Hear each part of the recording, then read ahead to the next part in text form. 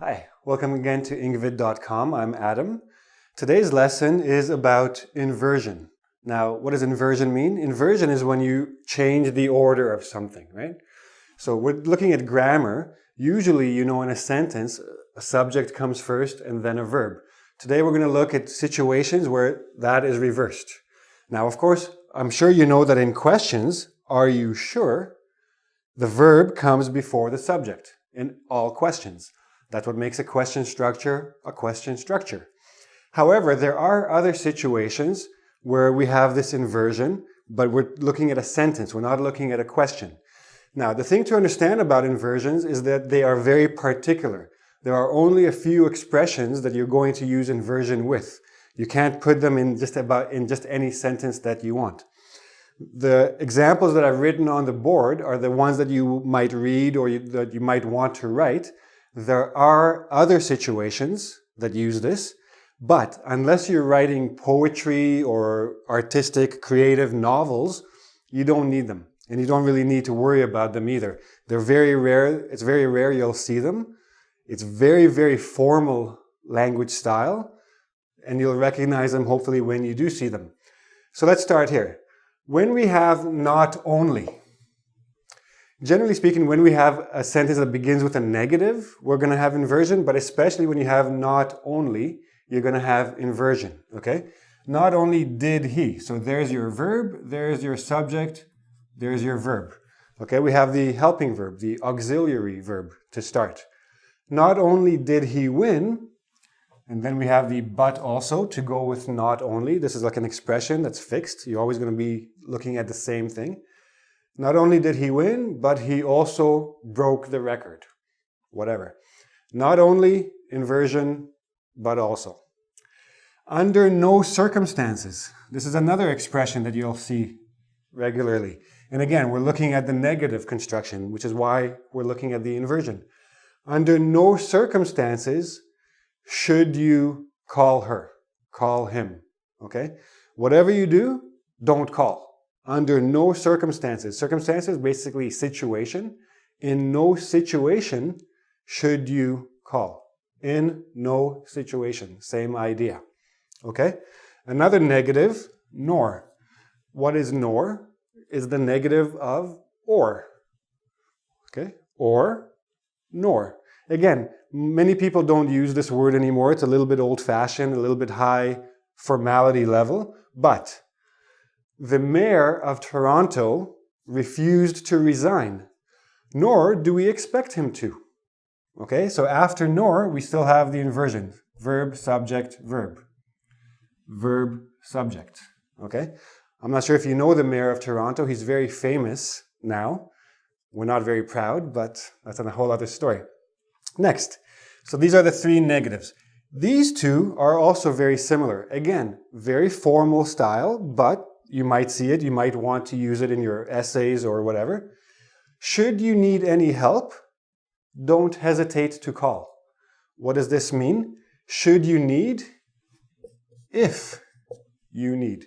Should is just a more formal way to say if. If you need any help, don't hesitate to call. Should you need any help, don't hesitate to call. Now, this is a verb, subject, verb. If we use if, then there's no issue. Then you have if, which is a conjunction, adverb, clause, conjunction, subject, verb. Should makes it verb, subject, verb.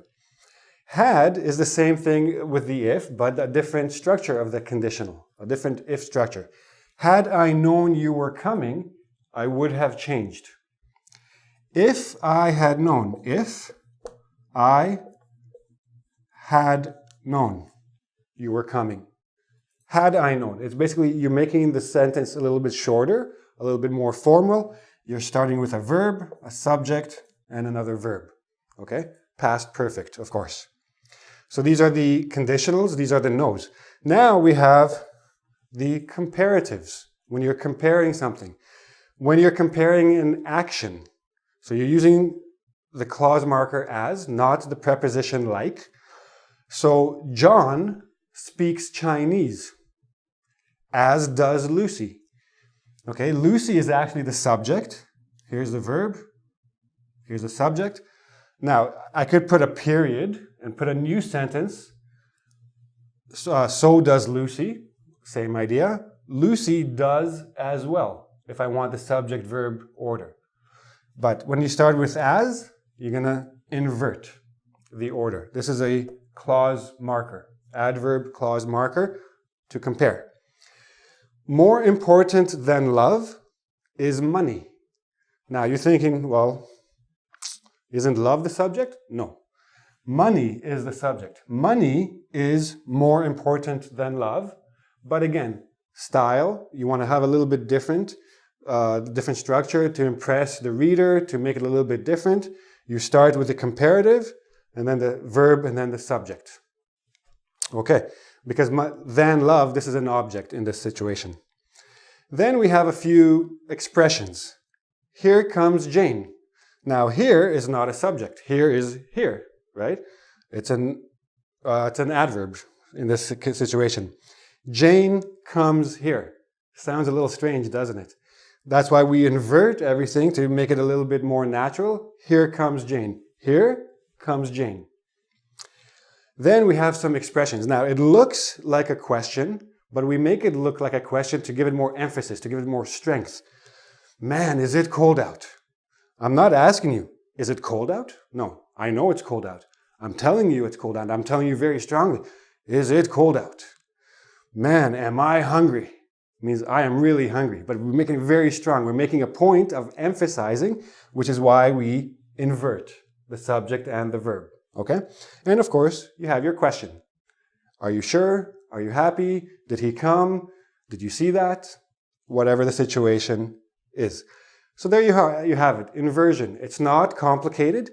You have to just remember the particular structures that use inversion. When you see it, you'll understand what's going on. When you want to use it, here's your list. Pick one, write your sentence, make it work. Of course, go to ingvid.com. We have a quiz there. You can practice these a little bit more. And we'll see you again soon.